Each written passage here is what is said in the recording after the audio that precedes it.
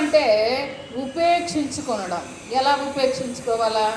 మత్తయి రాసిన సువార్త 16వ అధ్యాయము 24వ వచనంలో చూస్తే అక్కడ ఏమని ఉంటుందంటే, తన్ను తాను ఉపేక్షించుకొని తన సిలువను ఎత్తుకొని నన్ను వెంబడించాలి. ప్రతి వ్యక్తి కూడా ప్రభువుని వెంబడించే స్థాయిలో మనం ఉండాలి. ప్రభువుని అనుసరించే విధముగా మనం ఉండాలి. మనము ప్రభువుతో అవినాభావ సంబంధాన్ని కలిగి ఉండాలి. ఈ దినాల్లో సంబంధాలన్నీ కూడా మంట కలిసిపోతున్నాయి.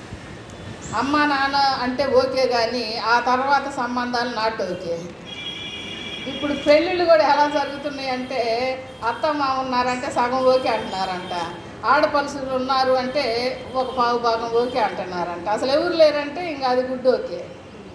ఈ రకంగా అయిపోతున్నటువంటి పరిస్థితి. కాబట్టి మనము మనల్ని మనం ఉపేక్షించుకొని దేవునికి దగ్గరగా జీవించాలి.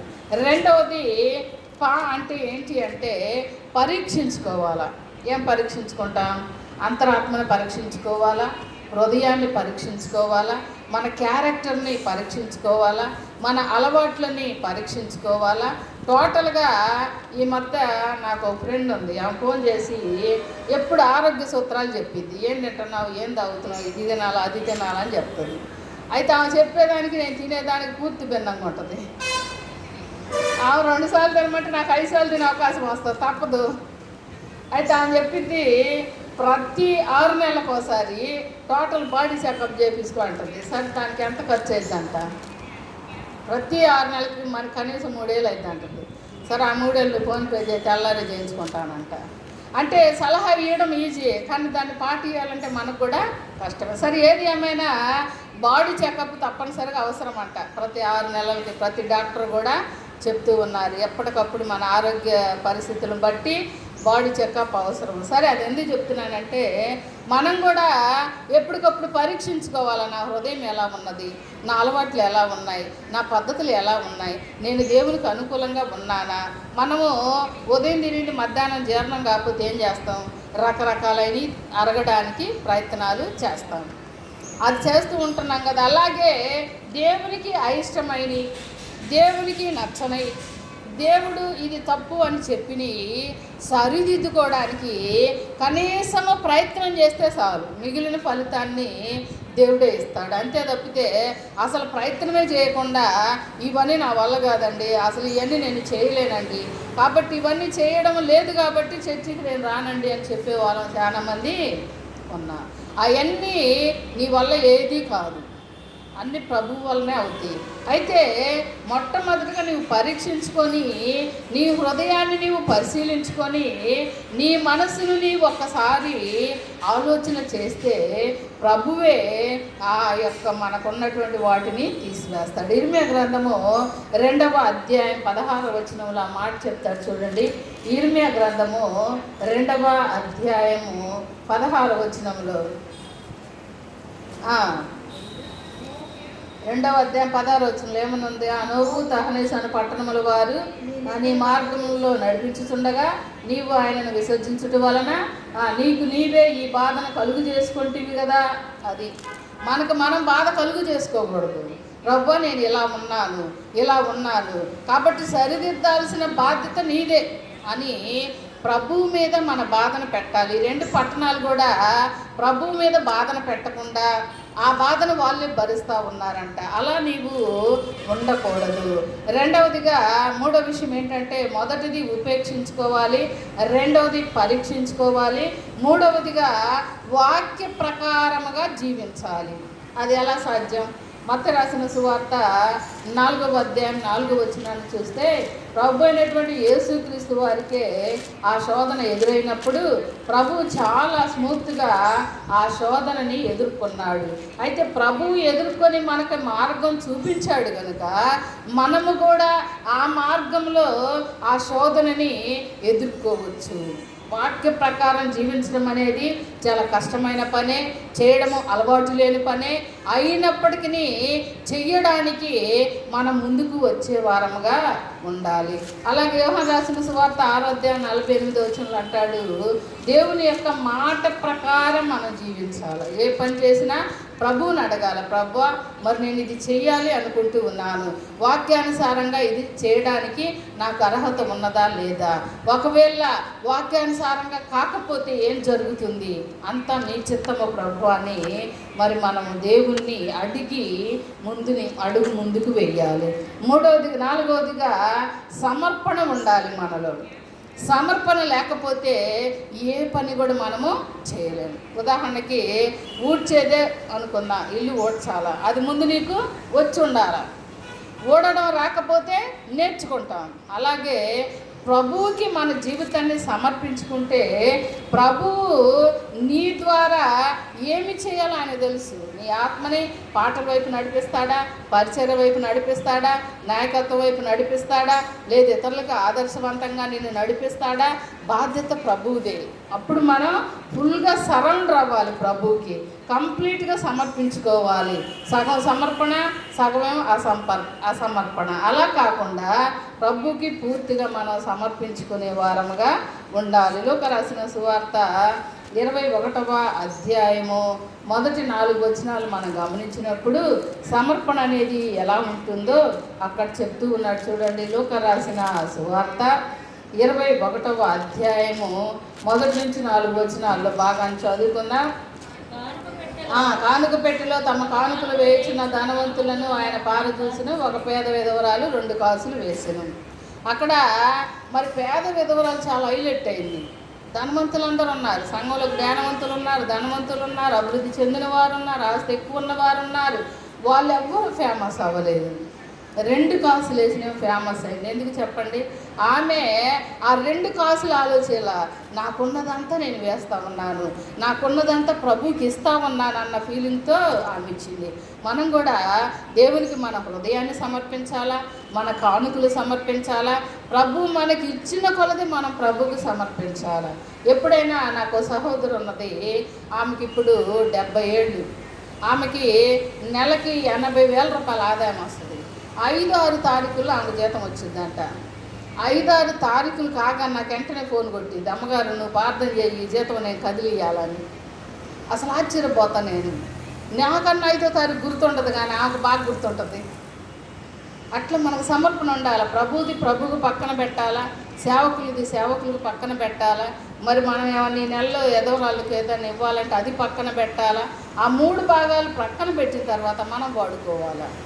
మనం ఎప్పుడైతే ఈ 3టిని పక్కన పెట్టమో మనం ఎంత సంపాదించినా అది మిగలడం అనేది జరగదు. మనకు తెలుస్తూనే ఉంటుంది, ఈ నెలలో నాకు ఇలా నష్టం జరిగింది, నేను ప్రభువుకి ఇవ్వలేదు, ఈ నెలలో నేను ఎక్కువ దాయలేకపోయాను, అది ప్రభువుకి ఇవ్వలేదు అని మనకి గుర్తు చేస్తుంది. కాబట్టి మన హృదయాన్ని సమర్పించుకోవాలా, మనకున్నటువంటి కానుకల్ని ప్రభువుకి సమర్పించుకోవాలా.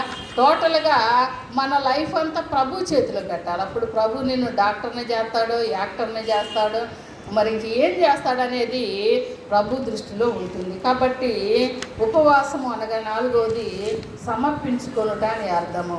5వదిగా ముక్తిని పొందడం. ముక్తి అంటే పరలోకం. మన ఆత్మని పరలోకానికి వెళ్ళేలాగా మనం సిద్ధపరచుకోవాలి అంటే మనం ఒక యాగం చేయాల్సిన పని లేదు, లేదా దాని చుట్టూ మనం తిరగాల్సిన పని లేదు. మన అలవాట్లని, మన పద్ధతుల్ని, మన ప్రవర్తనని ప్రభువుకి అనుకూలంగా చేసుకుంటూ పోతే మనము సరైన సమయంలో సరైన నిర్ణయం తీసుకొని రక్షణ పొందితే మన ఆత్మ తప్పనిసరిగా పరలోకానికి వెళ్తుంది. కాబట్టి ప్రభువుకి ఇష్టమైనటువంటి ఉపవాసం చేసే వారముగా మనం ఉండాలి. ఈ ఉపవాసం అనేది మనిషి జీవితంలో ఒక పార్ట్ మాత్రమే, అది ఒక క్రియ మాత్రమే. కానీ దేవునికి దగ్గరగా నీవు జీవిస్తే, దేవునితో నువ్వు సంబంధాన్ని కలిగి ఉంటే ఆ సంబంధమే నిన్ను ఉపవాసం ఉండకపోయినా కాపాడుతూ ఉంటుంది, నీ కుటుంబానికి రక్షణగా ఉంటుంది. కాబట్టి ప్రభువుకి ఇష్టమైన ఉపవాసం మనం ఉన్నప్పుడు మనకి ఏం మేలు జరుగుతుందో చూద్దాం. దినవృత్తాంతాల 2వ గ్రంథము 20వ అధ్యాయము 8వ వచనాన్ని చూస్తే అక్కడ దావీదు మరి దేవుని సన్నిధిలో ప్రార్థించి యుద్ధానికి వెళ్ళడానికి ప్రభువుని అనుమతి అడుగుతూ ఉన్నాడు. యుద్ధానికి వెళితే ఎన్ని నష్టాలు జరుగుతాయో తెలుసా? ప్రాణ నష్టం జరిగిద్ది, ధన నష్టం జరిగిద్ది, ఆరోగ్య సమస్య కలుగుద్ది, పైగా శత్రువులు ఎక్కువ అవుతూ ఉంటారు. ఇలాంటి సిచ్యువేషన్లో కూడా, ఇంత టఫ్ ఫైట్ జరుగుతున్న సమయంలో కూడా దావీదు ప్రభు సన్నిధిలో ప్రార్థన చేద్దామని ప్రార్థన చేస్తూ ఉన్నాడు. ఆ ఆలోచన చాలా గొప్పది. మనం కూడా సమస్య వచ్చినా, కష్టం వచ్చినా, బాధ వచ్చినా, ఇరుకొచ్చినా, ఇబ్బంది వచ్చినా ముందు సలహా కాదు మనం అడగాల్సింది. ముందు నీకు నువ్వుగా ప్రభువుకి ప్రార్థన చేయి. తర్వాత మార్గాలు వెతుకు. నా వల్ల కావడం లేదు, ఇది పాస్టర్ ద్వారా అవుతుందా, లేకపోతే విశ్వాసుల ద్వారా అవుతుందా, లేకపోతే డాక్టర్ ద్వారా అవుతుందా, తర్వాత నెక్స్ట్ ఆప్షన్. ఫస్ట్ ఆప్షన్ అయితే ప్రభువుకే మనం ఇవ్వాలి. మన యొక్క లైఫ్ని మనమే మరి మిస్టేకులు సరి చేసుకునేలాగా ఉండాలి. ప్రభువు దాకా వెళ్ళడం కాదు. చిన్న చిన్న మిస్టేకులు మనమే సరి చేసుకోవాలి. కొన్ని సీక్రెట్లు మనం ప్రభుకే చెప్పుకోవాలి. మన పాపాన్ని ప్రభు ఎదుటే ఒప్పుకోవాలి. మనము ఒప్పుకున్న తర్వాత ప్రభు మనల్ని క్షమించేంత వరకు కూడా ప్రభు సన్నిధిని విడవలేనటువంటి వారముగా ఉండాలి. అలా ఉన్నప్పుడే విజయాన్ని మనము పొందగలుగుతాం. ఉపవాసం వలన జరిగే మేలు ఏంటి అంటే, మనము విజయము పొందడానికి ఉపవాసం ఉండాలి. రెండవదిగా, దూరమైనటువంటి ఆశీర్వాదాలను దగ్గర చేసుకోవడానికి మన ఉపవాసం ఉండాలి. ఇదేంటండి, ఆశీర్వాదాలు కూడా దూరం అవుతాయంటే, ఎస్, ఆశీర్వాదాలు కూడా దూరం అవుతాయి. బంధువులు దూరమైనట్టు, ఆస్తులు దూరమైనట్టు, అక్కడికి రానటువంటి వారందరూ కూడా దూరమైనట్టు, మరి ఆశీర్వాదాలు కూడా దూరం అయ్యేటువంటి అవకాశము ఉన్నది. కాబట్టి అవి దగ్గరగా రావాలి అంటే నువ్వేం చేయాలో చెప్తున్నట్టున్న యెషయా గ్రంథం 65వ అధ్యాయం 24వ వచనాన్ని మనం గమనించినప్పుడు, దూరమైనటువంటి ఆశీర్వాదాలు నీవు నేను పొందడానికి ఏం చేయాలో ప్రభు చెప్తున్నాడు. యెషయా గ్రంథం 65వ అధ్యాయము 24వ వచనం చదువుకుందాం. చూసారా? 65-24. అక్కడ ఏముంటుందంటే, మీరు మనవి చేస్తుండగానే నేను మీకు దానిని అనుగ్రహిస్తాను. అదండి సంగతి. మనము ప్రభువుకి అడగక ముందే దాన్ని శాంక్షన్ చేస్తాడంట. ఇప్పుడు మనం ఒక లోన్ పెట్టినా, ఒక పథకం పెట్టినా దానికి చాలా ప్రాసెస్ ఉంటుంది. ఎప్పుడుకో వాళ్ళు లోన్ ఇస్తారు. అది నెల కావచ్చు, 2 నెలలు కావచ్చు. మనం వెయిట్ చేసే దాన్ని బట్టి, మనకున్న శ్యామ్యానాన్ని వాడేదాన్ని బట్టి, మనకున్న రికమెండేషన్ వాడేదాన్ని బట్టి అవి శాంక్షన్ అవుతూ ఉంటాయి. కానీ ప్రభు దగ్గర అది కాదంట. నువ్వు మనసులో ఏదైతే ప్రభువుకి అట్లా జస్ట్ చెప్పనట్లు ఉంటావో వెంటనే ప్రభువు వింటాడు. అప్పుడు మనం రీకాల్ చేసుకోవాలి. ఎందుకు నాకు ఈ ఆశీర్వాదం రాలేదు, ఎందుకు నాకు ఈ మేలు జరగలేదు, ఎందుకు నాకు ఈ పనిలో నష్టం జరిగింది అని ఒక్కసారి మనం రీకాల్ చేసుకొని ప్రభువుని అడిగితే అప్పుడు దూరమైనటువంటి ఆ ఆశీర్వాదము మనకి దగ్గరగా వచ్చేటువంటి అవకాశము ఉన్నది. దినవృత్తాంతాల 2వ గ్రంథము 25వ అధ్యాయం 5వ వచనాన్ని చూస్తే, ఆశీర్వాదాలు అనేవి మనం వర్ధిల్లడానికి దేవుడు ఇస్తాడంట. మనం నష్టపోవడానికి కాదు, కష్టపడటానికి కాదు, లేదా బాధని అనుభవించడానికి కాదంట. ఆశీర్వాదము మనం వర్ధిల్లడానికి, మన కుటుంబం వర్ధిల్లాలా, మన యొక్క జనరేషన్ కూడా వర్ధిల్లాలి అంటే ఆ దూరమైనటువంటి ఆశీర్వాదాలను పొందడానికి నీవు ప్రయత్నం చేయాలి. చివరిగా ఇంకొకటి చెప్పి నేను ముగిస్తాను. 3వదిగా, ఎందుకు మనం ఉపవాసము ఉండి దేవునికి ఇష్టంగా ప్రవర్తించాలి అంటే, 3వదిగా నీ బంధాన్ని దేవునితో బలపరచబడడానికంట. మన బంధము దేవునితో బలపరచబడాల. మనుషులతో బలపరచబడితే వారి కోపం రాగానే ఈడ్చి బయట నవ్వుతారు. లేదు, వారికి బాధ కలగగానే ఏం చేస్తారు, మనల్ని కూడా బాధలకు గురి చేస్తారు. అదే ప్రభుతో నీ బంధం బలపడింది అనుకో, అసలు ఎట్టి పరిస్థితుల్లో ఎవరు ఎన్ని చేసినా దేవుని చేతిలో నీ చెయ్యి ఉంటుంది కనుక నీకు ఏమీ నష్టము జరగదు. దినవృత్తాంతాలు 2వ గ్రంథం 7వ అధ్యాయము 14-16 వచనాలు మనం గమనిస్తే అక్కడ దేవుడు చాలా మంచి మాటను మనకు చెప్తూ ఉన్నాడు. అది ఒక్కటి చదివి మనం ముగించుకున్నా. దినవృత్తాంతాల 2వ గ్రంథము 7వ అధ్యాయం 14-16 వచనాల్లో ఉన్న భాగాన్ని చదువుకున్నాను చూడండి.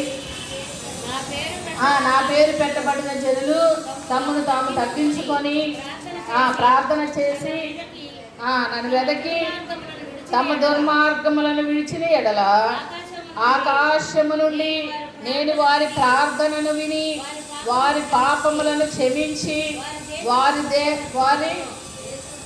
దేశమును స్వస్థపరచేదను. అదండి సంగతి. ప్రభువుతో నువ్వు బలపరచబడి ఉంటే, దేవునితో నీ బంధం బలంగా ఉంటే నీకేం జరిగిద్దంటే, ప్రభువే నీకు ఒకవేళ ఏదన్నా నష్టం జరిగే అవకాశం కలిగితే ఆ నష్టాన్ని ఆశీర్వాదంగా మారుస్తాడు. అంతేకాకుండా అది నీకే కాదంట, నీ దేశానికి, నీ కుటుంబానికి ఆ ఆశీర్వాదము పర్మనెంట్గా ఉండేలాగా ప్రభు చేస్తాడు. కాబట్టి ఉపవాసము దేవునికి అనుకూలంగా నీవు ఉండడానికి ఆలోచన చేయాలి. దేవునికి ఇష్టమైన ఉపవాసంగా నువ్వు చేస్తే నీకు దేవుడు 3 మేలులు చేస్తానని చెప్పి ఉన్నాడు. దూరమైనటువంటి ఆశీర్వాదాలు నీకు ఇస్తాడు. దేవునితో నీ బంధాన్ని బలపరుచుకుంటే మరి నీ కుటుంబాన్ని దేవుడు ఆశీర్వదిస్తాను అని చెప్పి ఉన్నాడు. మొట్టమొదటిగా మరి ఉపవాసం ఉన్నప్పుడు దేవుడు నీకు చేసే మేలు ఏమిటి అంటే, విజయము పొందడానికి మరి దేవుడు నీకు సహాయం చేస్తాడు. కాబట్టి ఈ 3 విషయాలు మనసులో పెట్టుకొని మనల్ని మనం రీకాల్ చేసుకొని, ప్రభు ఏ విషయంలో నేను తప్పిపోయాను, ఏ విషయంలో నేను నీకు బాధ కలిగించాను, మరి ఏ విషయంలో నేను నీకు దగ్గరగా ఉండలేకపోతా ఉన్నానని మనల్ని మనం రీకాల్ చేసుకొని ప్రభువును అడిగితే ప్రభువు మరి వాటన్నిటిని మనకి అనుగ్రహిస్తాడు. అలాంటి కృపను పరిశుద్ధాత్మ దేవుడు మరి మీ కుటుంబానికి నాకును అనుగ్రహించును గాక.